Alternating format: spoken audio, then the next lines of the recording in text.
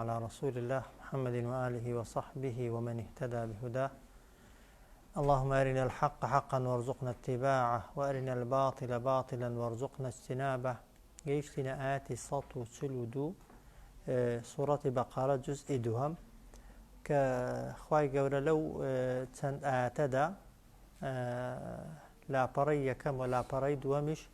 باسی گۆڕینی قیبلە دەکا ڕووگە کە هەمومان دەزانین کاتی خۆی کە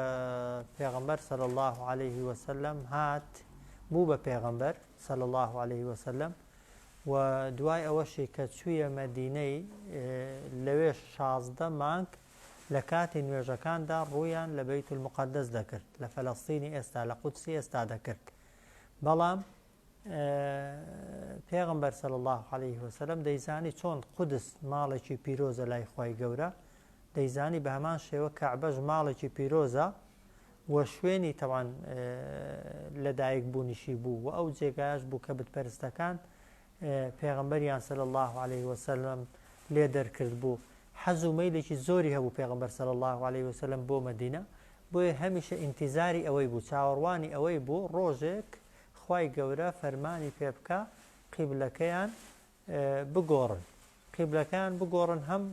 لەبەرەوەی تەوان کە کەعبە تەوان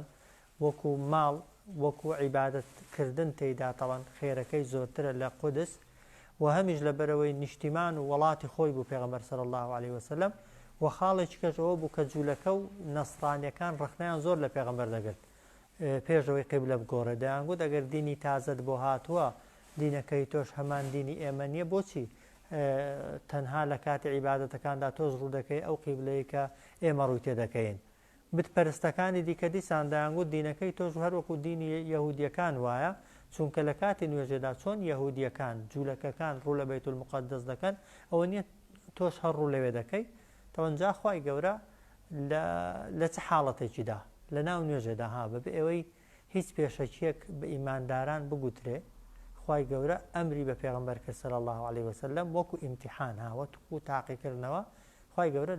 لە نوێژێکیدا کە الله ئەعلەم نوێژی نێوڕۆیە بووە کە دوو ڕکعاتیان کردووە، لە ڕکعاتی سێهەمدا تەوان پێغەمبەر صلی الله عليه وسلم ڕووی وەرجێڕاوە. بەڵێ پێغەمبەر وحی بۆ هات صلی الله عليه وسلم، بەڵام خۆ سەحابە نەیان دەزانی وایە، بەڵام دەیانزانی زۆرینەی سەحابەکانی لە پشت پێغەمبەر بوون صلی الله عليه وسلم دیقەتی دەنێ بەبێ ئەوەی پرسیارکەن بەبێ ئەوەی بۆیان شەرحکە، بەبێ ئەوەی لێکدانەوەیان بۆ بکات بڵێ ئەوە حکمەتەکەیتی و ئەوە هۆکارەکەیتی، پێغەمبەر صلی الله عليه وسلم لە بەیت المقدسەوە ڕووی وەرجێڕا بەرەو کەعبە، ئیماندارەکانی پشتیشی هەر هەمووان ڕوویان وەرجێڕا. جا دوایە دەگەینە ئاەتەکان کە بەڕاستی ئینسان ئەگەر بیەوێ ئیمانی خۆی تاقیکاتەوە، ئیمانی خۆی ئیمتیحانکە، بەوەی ئیمتیحان دەکرێت. ئاەتێکی خوای گەورە بێنە بەسەر خۆتیدا بیخوێنەوە یا با بەسەردا بخوێنەوە، ئەگەر بەبێ ئەوەی وەک دەڵێ ئەولا و ئەولای بکەی و لە حکمەتەکەی و لە قازانج و زەرەرەکانی بکۆڵیەوە بزانیت ئەمری خوا یەکسەر جێبەجێت کرد، چونکە خوا ئەمری خراپ دەرناکە وایە. و ئەگەر زانیت فەرمودەیەک بنمونە فەرمودەی صحی پێغەمبەرە صلی الله عليه وسلم پێت خۆش بێ یا پێت ناخۆش بێ، ئاسان بێ یا قورس بێ، ئامادە بووی تەنفیزیکەی، بزانە ئیمانەکەت ئیمانێکی بەکەڵکە بەسوودە بەشی ئەوەی دەبێ ئینسان بڵێ ئومەتی پێغەمبەریم صلی الله عليه وسلم. بەڵام باسی هەر واجبێکت بۆ کرا بەنمونە ڕۆژوو، ئەگەر ئێستا کەسێک تەنها بۆ ئەوەی بە ڕۆژوو بێ کە قازانجی جەستەیی پێ بکە هیچ خێرێکی دەگاتێ؟ نا، بەڵام ڕۆژوو ئەگەر زەرێریشی هەبێت و ئامادەی هەر بیگری وایە لەبەرەوەی ئەمری خوای گەورەیە. مەسەلەن نوێژ ئەگەر هیچ قازانجێکیشی نەبێ وەکو ڕیازە و ئەوەیەکی جەستەیی بەس لەبەرەوەی ئەمری خوایە وایە، شتێک خوای گەورە لەسەری حرام کردووی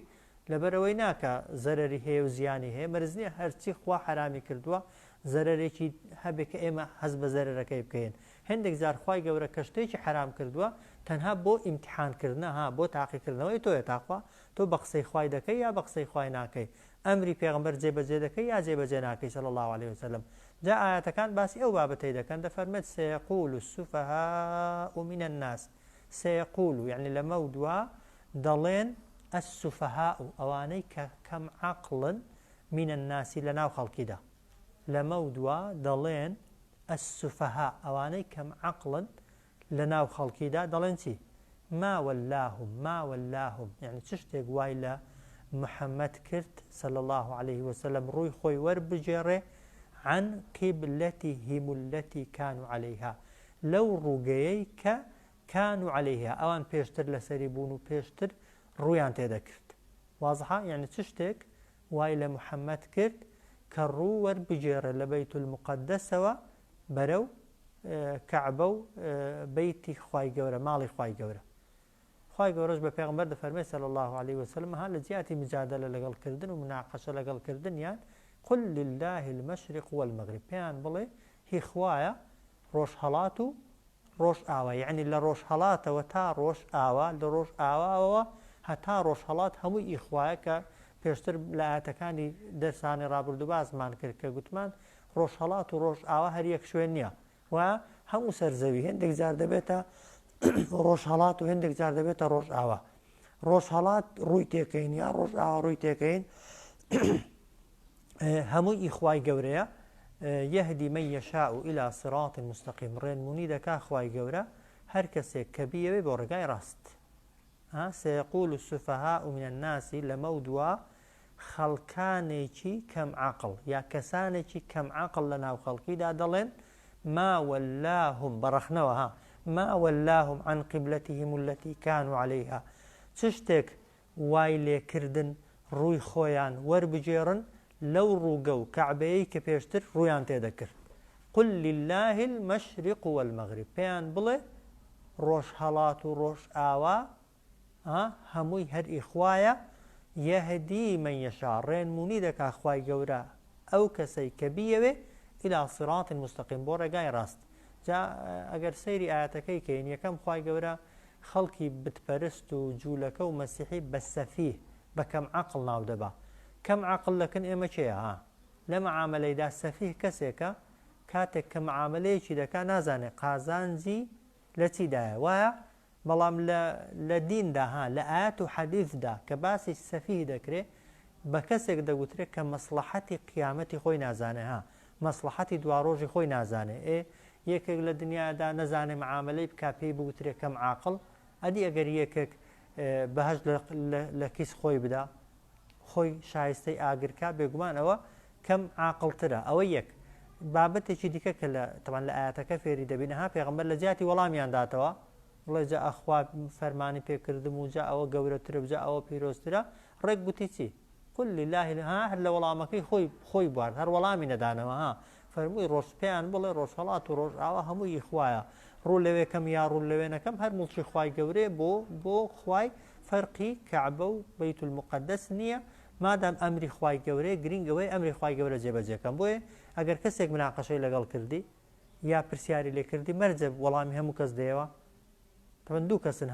دوو جۆرنەوانەی پرسیار لێ دەکەن کەسێک دەیەوێت بکەوێتە بگا بە حەقیقەت و ڕاستی فعلا ئەوە دەبێت بە زمانێکی نەرم هێواش هەرچی پێێتە لە معلومات و زانیاری بۆی ڕوونکەیەوە ئەگەر بە دوای ڕاستیەوە بێ وایە بەس هێندێک کەسێ مولحیدە بێدینە هەر دەیەوێت تۆ ئیحرازکە هەر دەیەوێت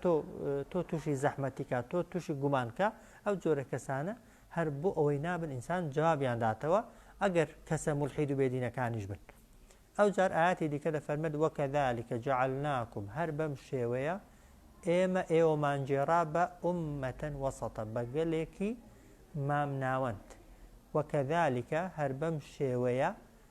یعنی هەر بەم شێوەیە چۆن قیبلەمان بۆ گۆڕین چۆن ڕووگەمان بۆ گۆڕین جەعەلناکم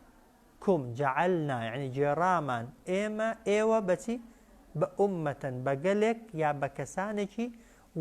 وەسەد یعنی چی مامناوەند تەمان ئێمە لە چیدا مامناوەندین تەمان هەتا لە عەقیدە و ئیمان و عیبادەتشدا ئومەتی پێغەمبەر صلی الله عليه وسلم دەبێ ئومەتێکی مامناوەند بێ یعنی تێی نەپەڕێنێ نە تون بی تەمان بە شێوازێک کە وەک دەڵێ توندیەکەت بگاتە ئەندازەیەک تەحەمولی نەکەی و بەرگەی نەگری تاسەر نە ئەوەندەش ئینسان بە شلی بیگرێ وەک دەڵێ تامی دینداری و ئیمانی هەر تێدا نەمێنێ و ئومەتی پێغەمبەر صلی الله عليه وسلم لە هەموو شتەکاندا عەلەیکم بالقەسد پێغەمبەر دەفەرمێ صلی الله عليه وسلم لەسەرتان بێ ئامۆژگاریتان دەکەم لە هەموو شتێکدا مامناوەند بێت هەتا لە بیر و باوەڕ و ئیمانبوون بەخوادا ئینسان دەبێت عەقیدە و بیر و باوەڕێکی مام ناوەندیانەی هەبێتەی نەپەڕێنێ وەکە کەم تەرخەمیش نەکا لە عیبادەتشدا نابێ مبالغە و زیادەڕەوی بکەی بە ئەندازەیە کە ئەگەر 2 ڕۆژ عیبادەتت کرد 3 ڕۆژ عیبادەت کرد ڕۆژی چوارەم تااقەتت نەمێنێ لە هەموو شتەکاندا خوا دەفەرمێت بەم شێوەیە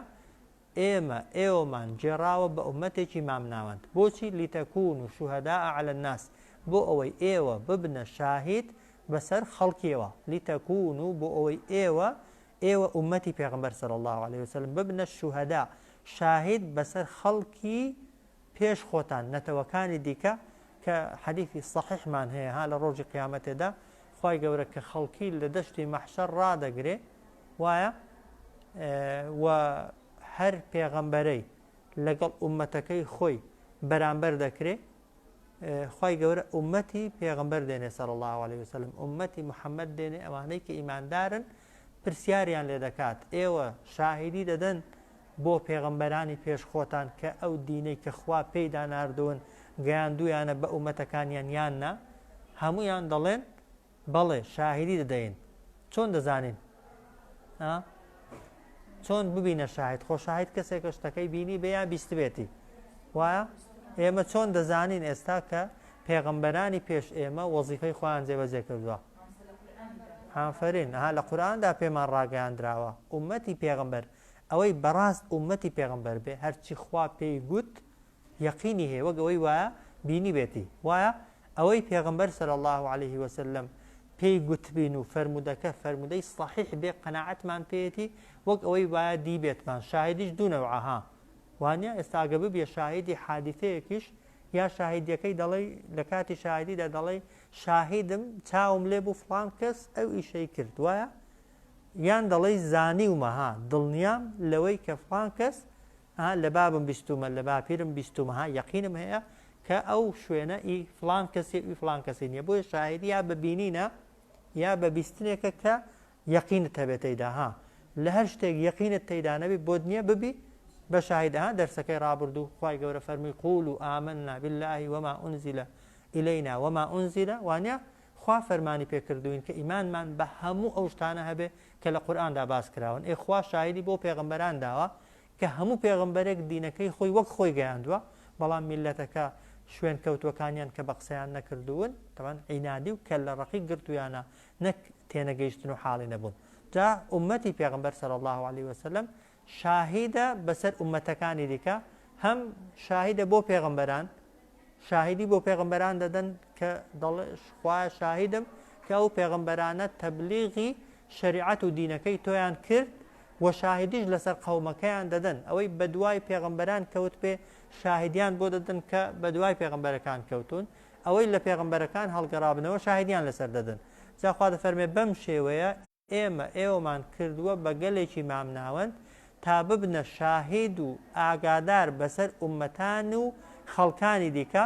وەیەکونە الرەسوول عەلەیکم شەهیدا وەیەکون و دەژبێت ئەو پێغەمبەرە بەسەرتانەوە بە شاهید وەیەکونە الرەسوول و ئەو پێغەمبەرش کە محەممەدە صلی الله عليه وسلم عەلەیکم شەهیدە دەبێتە شاهید و ئاگادار بەسەرتانەوە یعنی ئێمە ئەوەی کە ئومەتی پێغەمبەر بێ صلی الله عليه وسلم شاهیدی ئومەتەکانی پێشترە جایان لە مەسلحەتیان شاهیدی دەدا یا لە زەرەریان ها یا شاهیدیان بۆ دەدا یا شاهیدیان بۆ پێغەمبەرەکان شاهیدی دەدا بۆ ئەو گەلانەی کە بە قسەی پێغەمبەرانیان نەکردووە شاهیدیان لەسەر دەدا پێغەمبەری صلی الله عليه وسلم لەسەر ئێمە دەبێتە شاهید ها بەڵام ئاگاتان لێی بێ شاهیدیەکە یا لە مەسلحەتمانە یا لە زەرەرمانە ها ئەگەر شاهید بێ بۆمان قازانج دەکەین وایە ئەنی شاهیدیمان بۆ بدا لای خوای بڵێ خوایە شاهیدم کە فڵان کەس بە دوای من کەوت ئومەتی من بووە بە ئومەتی خۆیم قبوڵە وایە بەڵام ئەگەر عەکسەکەی بێ ها لە سوورەتی فورقاندا وقال الرسول ربي يا ربي إن قوم اتخذوا هذا جاری وهش کات لێ دەکا ها دەڵێ ئەی خوایە قەومەکەم ئەوانەی خۆیان بە قەومی من دەزانی ئەو قورئانەی کە من هێنابووم بۆیان پشتگویان خست و ئیهمالیان کرد و گوێیان پێ نەدا بۆیە پێغەمبەر صلی الله عليه وسلم ئەگەر شاهید بێ بۆت طبعا هیچ گرفتێکت نییە وەیەکونە الرەسوول عەلەیکم شەهیدا و ئەو پێغەمبەرەش صلى الله عليه وسلم دبيت الشاهد بو إيوه وما جعلنا القبلة التي كنت عليها وما جعلنا يعني إيما نمان جيراه القبلة التي كنت عليها أو رقي كتول سريبوي إلا بوسي وما جعلنا يعني نمان قوري برياري قوريني أو قبلة ما ندى كالتي كنت عليها كتو بيشتر روب تيدا كردو لسريبوي تنها بوسي برياري قورينا كمان دا إلا لنعلم بوي إيما دري خين بوي إيما آشكراي كين من يتبع الرسول چه براستي بدواي پیغمبر دكوي صلى الله عليه وسلم ممن ينقلب على عقبيه چش هل دقرتوا بسر پاشنه پیکانی دا زو کافر دبیتو بے باور دبیتو ها گوتم نشانه ایمانداریتی اوه که اگر فرمانی خوا و پیغمبرت پیگیشت صلى الله عليه وسلم ببه اوه لحکمت و لوردیاتکی بکولیو قناعتت پیکردو بدواي کوتی ایمانداری شوين كوتي پیغمبري صلى الله عليه وسلم اگر هر شتێک بەدڵت نەبوو ڕەفست کرد هەر شتێک لی تێنەگەیشتی پشتگوێت خست و ئیهمالت کرد ویستت ئاەتەکە بگۆڕی حەدیثەکە بگۆڕی بۆی لەگەڵ خۆتی بگونجێنی نیشانەی ئەوەیە کە ئیمانەکە نییە یا ئەگە هەش بێ زۆر ضعیفە ها وما جعلنا القبلة التي كنت عليها يعني دەرمان نەکرد فەرمانی گۆڕینی ئەو قیبلەی کە تۆ لەسەری بووی تەنها إلا لنعلم تەنها بۆ ئەوەیە نەک بیزانین خوا هەر دەیزانی وایە بۆی بی يعني ئاشکرای کەین بۆی بیناسێنین بە خەڵکی من يتبع الرسول چێ بەڕاستی بەدوای پێغمبەر دەکەوێت صلى الله عليه وسلم ممن ينقلب على عقبيه چێش بەسەر پاشنە عقیبەی یعنی پاشنەپێ ئەو کەسەی کە ڕووی لە شوێنێکیە ئەگەر بیوێ زوو ڕووی بسوڕێنێ وایە یەکسەر لەسەر پاشنەپێکانی خۆی ئاڵ و خۆی دەسوڕێنێ بەلایەکی دیکەدا لێرە مەبەست ئێوە چێ زوو بێ باوەڕ دەبێتەوە و کافر دەبێتەوە جاخوا دەفەرمێ وئین کانت هەر چەندە قیبلە گۆڕین ڕووگە گۆڕین لە کەبیرەتون ها شتێکی قورسە گرانە لەسەر دڵی ئینسان إلا على الذين هدى الله تنها لسر أو كسان النبي كخواه هداياتي داون واضحة وإن كانت يعني هر چند گۆڕینی قیبلە گۆڕینی ڕووگەکە لە کەبیرەتون کارێکی قورسە زەحمەتە ها چونکە چەند ساڵ لە مەکەیڕە طبعا لە کاتی نوێژێدا طبعا نوێژکردن هەر هەبوو ڕویان هەر لە بەیت المقدس کرد بوو دوای ئەوەی کە چوو بوونە مەدینە 16 مانگیش لە مەدینەی طبعا پێغەمبەر صلی الله عليه وسلم لەگەڵ سەحابەکان هەر ڕویان لە مەدینەی بوو ئەو جارەی بە درێژایی مێژووی پێشووتر ها ئومەتەکانی دیکە دینەکانی دیکە قیبلەی ئەوانەی کە خۆیان بە موحیدزانی و هەر بەیت المقدس بووە وایە لە ناو نوێژەدا ئەمرت پێ بکرێ بەبێ ئەوەی لە حکمەتەکەی لێ حاڵی ببی زەحمەتێکی هەر تێدایە بەڵام خوا دەفەرمێ وئین كانت لكبيرة أو كارێکی قورسە بەڵام لەسەر چێ قورس نییە إلا على الذين هدى الله تەنها لەسەر ئەو کەسانە نەبێ کە خوا هیدایەتی داوە واضحە ئەوەش بۆ خۆی دەکرێت ئینسان زۆر جار ئیمتیحانی خۆی پێ بکەین ئیمانی خۆمانی پێ تاقیکەینەوە ها ئەگەر ئاەتت بۆ خوێندرایەوە ئاەتت بۆ خوێندرایەوە یان جاری وایە ئینسان قسەیەکی دەکا هەڵسوکەوتێکی دەنوێنی لەوانەیە کەسێک بۆ دڕاستکاتەوە وایە ئەگەر بۆت معلوم بوو هەڵەی غەڵەتی و ئاسان قبوڵت کرد عینادی نەیگرتی نیشانەی ئەوەیە کە دڵەکە هیدایەتی تێدایە یا ئەمری خوای چەندە زەحمەتی تێدایە بەڵام لەبەرەوەی ئەمری خوای هەر ئامادەی جێبەجێکەی نیشانەی ئەوەیە کە دڵت هیدایەتی تێدایە بەڵام ئەگەر هەموو شتەکانت بەلاوە قورس و زەحمەت بوون و لە دڵی خۆتدا هەر ڕەخنەت هەبوو ئەگەر جێبەجێشت کرد نیشانەی ئەوەیە کە دڵەکە هیدایەتی چاک تێدانێ بەڕاستی جاخوا دەفەرمێ وما كان الله ليضيع إيمانكم وخوای گەورە بەزایعی نادا نایفەوتێنێ ئەو ئیمانەی کە پێشتر هەتان بووە ئەو ئیمانە عولەما دەفەرمون بە معنای سەڵاتە یعنی ئەو نوێژانەی کە پێشتر کردوتانن بەرەو بەیت المقدس پاداشتەکەی لەکن خوای گەورە نافەوتێ هەبوو پرسیاری دەکردیان گوت ئەی ئەو ئیماندارانەی کە پێش ئێمە تەنها نوێژیان بەرەو بەیت المقدس کردووە ئەو نوێژانەیان قبول نەبوون یا ئەو زەمەنەی کە پێشتر ڕوومان بەرەو بەیت المقدس و قودس بووە نوێژەکانمان قبول نەبوون بێگومان خوا دەفەرمێ وما كان الله ليضيع إيمانكم خوای گەورە پاداشتی ئیمانەکەتان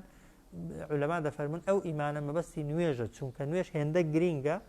هەر چەندە عیبادەتە ها وایە ڕوکنی ئیسلامەتیە بەڵام خوای گەورە بە ئیمان حسابی کردووە لەگەڵ ڕوکنەکانی ئیمان حسابی کردووە دەفەرمێت خوای گەورە ئیمانەکەتان پاداشتی ئیمان و نوێژەکانتان بەزایانادا إن الله بالناس بێگومان خوای گەورە لە بەرامبەر خەڵکیدا لەبەرامبەر خەڵکی ئیمانداردا ها خەڵکێک کە حکمی خوای قوبوڵ بێ ها کە یاسای خوای قوبوڵ بێ کە حەڵاڵ و حرامی خوای قوبوڵ بێ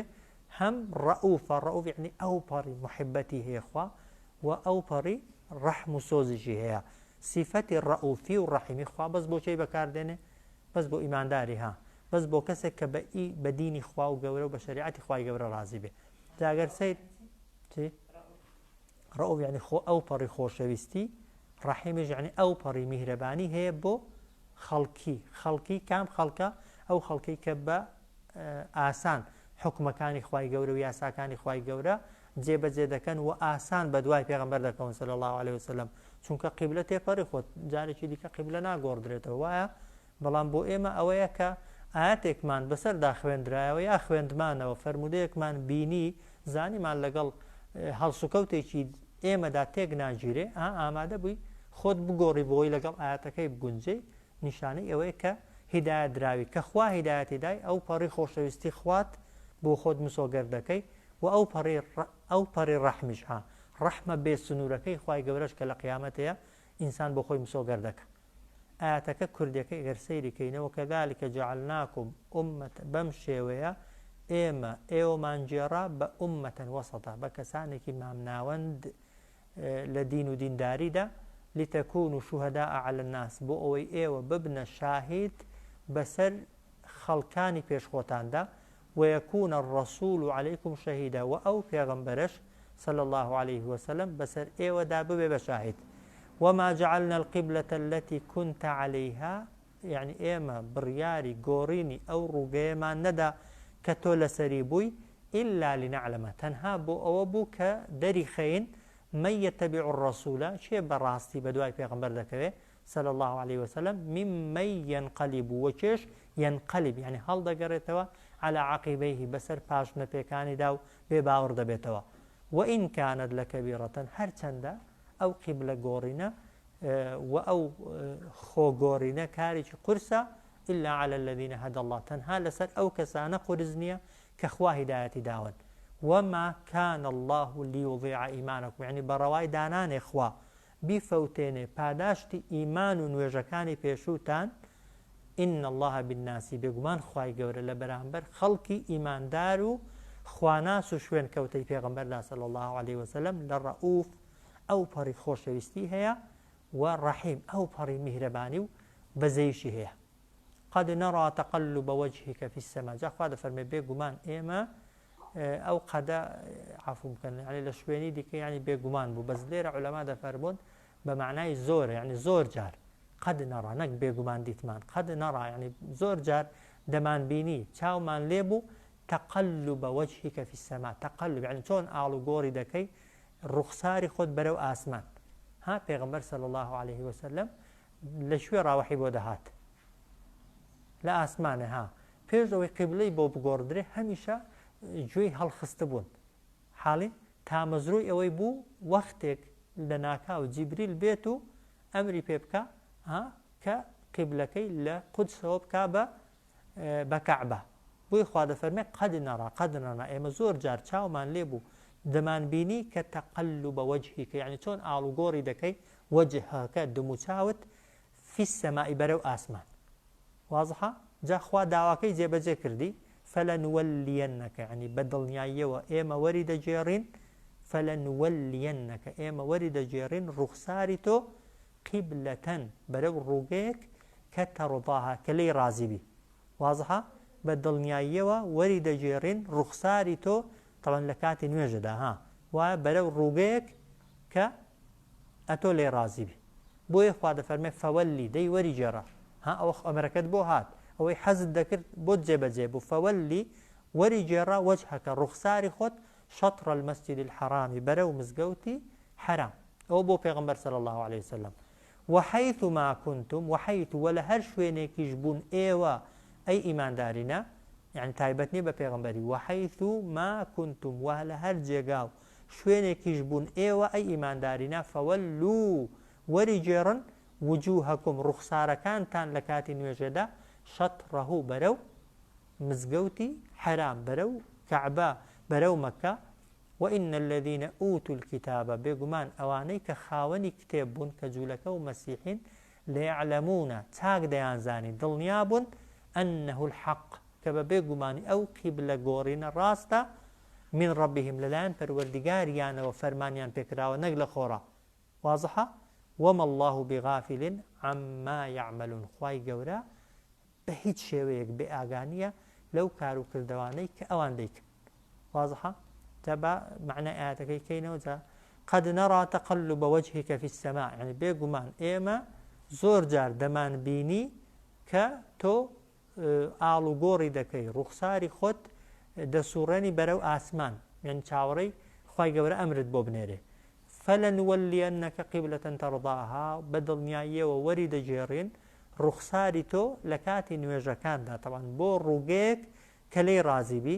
فولي وجهك شطر المسجد الحرام دەی وەری جێڕە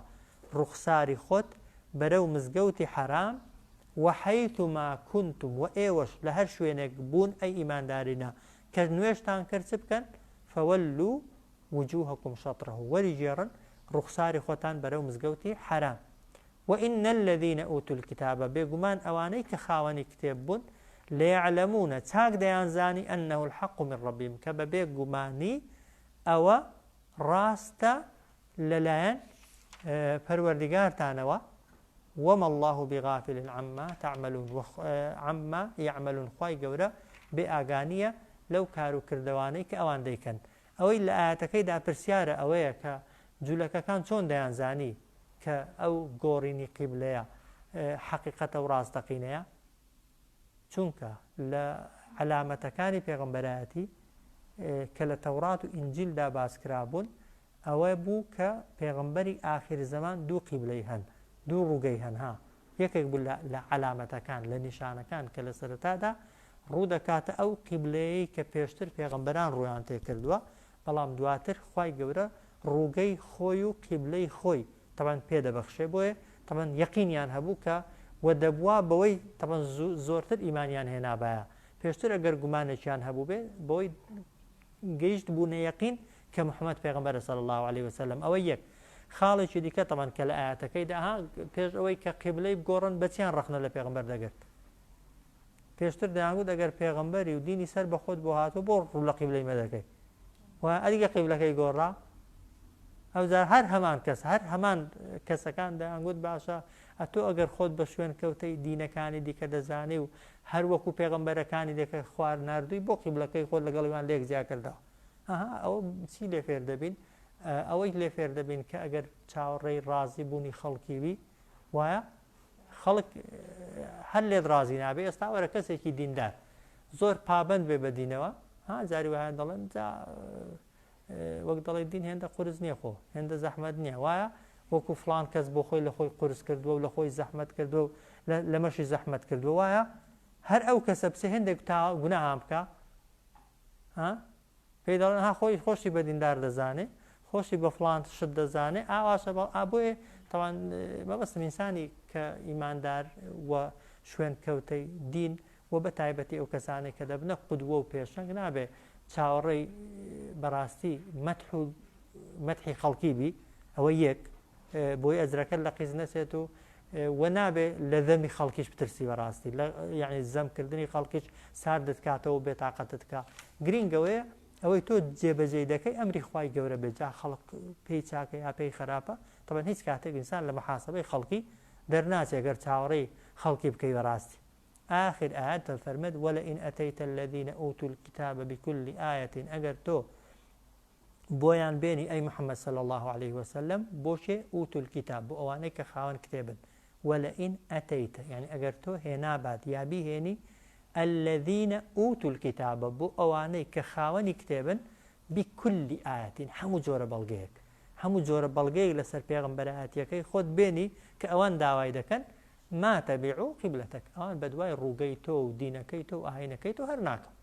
و چونکە جیاوازە هەندێک کەس ئێستا کە دێ مناقەشەت لەگەڵ دەکا کە پرسیارت لێ دەکا فعلا تێنەگەیشتووە فعلا حاڵی نەبووە وایە بۆی ئەو کەسە دەگونجێ تەوزیحاتی بۆ بدەی و لێت تێبگات و بە قسەشت کە بەس کەسێک تێگەیی بێ بۆ خۆی حاڵی بوو بێ بەس تاقەتی ئیلتیزامی نەبێ تااقەتی دینداری نەبێ ئەوە هەزار جار شتی بۆ ڕوونکەوار بە قسەر ناکا بۆی خوا دەفەرمێ ئەگەر بێنی بۆ ئەوانەی کە خاوەنی کتێبن هەموو بەڵگەیەک ما تەبیع قیبلەتەک ئەوان بەدوای ئەو ڕووگە و قیبلەی ناکەون کە تۆ بەدوای کەوتوی کە قیبلەکەش یعنی دین و ئیمانەکەت وما ئەنتە بتابع قیبلەتەهم و تۆش بەدوای ڕووگە و قیبلەی ئەوان ناکەویەوە جارێکی دیکە واضحە وما بعضهم بتابع قبلة بعضهم وأوانش هندشيان بدواي ڕووگە و قیبلەی هێندێکیان ناکەون خۆ ئەوە نییە بەنمونە یەهودی تەوان دینی مەسیحیەتیان قبوڵە نا تەوان قیبلە یەکتریشیان قبوڵ نییە نەسرانیەت یەهودیەتی قبوڵە نا تەوان ئەو کاتی ئەوەی بتپەرستەکان دەیان کرد قبوڵیان بوو نا تەوان بتپەرستەکانیش ئێوان قبوڵیان نەبوو بەڵام هەمویان لە بەرامبەر پێغەمبەردا صلی الله عليه وسلم دروشمێکیان هەبوو کە لاوازکردنی پێغەمبەر و صلی الله عليه وسلم دینەکەی پێغەمبەرە چونکە دەیانزانێ حەقە نەتیجە و سەرنجام سەر دەکەوێت بۆیە خوا دەفەرمێن ئەگەر هەر جۆرە بەڵگە و نیشانەیەکیان بۆ بێنی بۆ ئەوانەی کە خاوەنی کتێبن بەدوای ڕووگە و قیبلەکەت ناکەون چونکە حەقیقەتەکان دەزانن بە قەستی طبعا بێ باوەڕ بوون وما أنت بتابع قبلتهم أتوش بدواي ڕووگە و قیبلەی ئەوان ناکەوی وما بعضهم بتابع قبلة بعض وأوانش هندێکیان بەدوای قیبلە و ڕووگەی هێندێکیان ناکەون جاخوا دەفەرمێ وەلئین اتبعت ئەهواءهم طبعا ئەوە هەڕەشەیە لە پێغەمبەر صلی الله عليه وسلم بەڵام مەبەست لی پێغەمبەر نییە ها مەبەستی پێی ئومەتەکەیەتی چونکە محەممەد صلی الله عليه وسلم پێغەمبەری خوای بوو معسووم بوو خوا دەیزانی کە پێغەمبەری خوا صلی الله عليه وسلم لە پێغەمبەرایەتەکەی ناترازێت و تووشی شوێن کەوتەی جوولەکە و مەسیحیەکان نابێ وایە بەڵام خوا بە ئێمە دەفەرمێ بەڵام هەڕەشەکە لەویە دەفەرمێ وەلئین اتبعت ئەهواءهم ئەگەر ئەتۆ بەدوای هەوا و ئارەزووی ئەوان بکەوی هەوا و ئارەزووی ئەوان جا کەسەکە جوولەکەیە مەسیحیە بتپەرستە بێدینە مولحیدە هەر کەسێکە بەدوای حەز و ئارەزووی ئەوان لەبەر حەز و ئارەزووی ئەوان بێ ئەمری خوا بکەی فەرمانی خوا بشکێنی من بعد ما جاءك من العلم پاش ئەوەی کە بۆت هاتووە بەشێک لە زانست و زانیاری ئینەکە بێگومان تۆ ئیذەن ئەو کاتەی کە بەدوای ئاینەکەی ئەوان کەوتی بەدوای ئارەزوەکانی ئەوان کەوتی لە من الظالمین دەبی بە یەکێک لە ستەمکاران تەمەنەوە هەڕەشەیە تا قیامەتێ لە هەر کەسێک کە لەبەر حەزی کەسێک ها لەبەر ئارەزووی کەسێک فەرمانی خوایە فەرمانی پێغەمبەر بشکێنێ صلی الله عليه وسلم ئەو کاتە ئینسان دەبێتە زاڵم لە خۆت یعنی ستەم لە خۆت جا ئاەتەکە بەو شێوازە دەهان دەفەرمێت وەلئین ئەتەیتە الذین ئوتوا الکتابە ئەگەر تۆ بێنی بۆ ئەوانەی کە خاوەنی کتێبن بکلی ئاەتین هەموو بەڵگەیەک ما تەبیع قیبلەتەک ئەوان بەدوای ڕووگە و قیبلە و دینی تۆ ناکەون وما أنت بتابع قبلتهم تۆش بەدوای ڕووگە و قیبلە و دینیوان ناکەوی وما بعضهم بتابع قبلة بعض ئەوانش هێندێکیان بەدوای قیبلە و ڕووگەی هێندێکیان ناکەون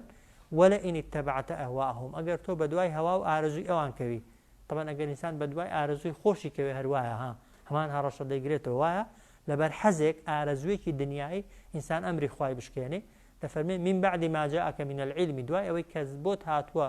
زانست و زانیاری ئینەکە ئیذەن لەمن الظالمین بێگومان ئەو کاتە تۆ یەکێک دەبی لە ستەمکاران وصلی الله على سيدنا محمد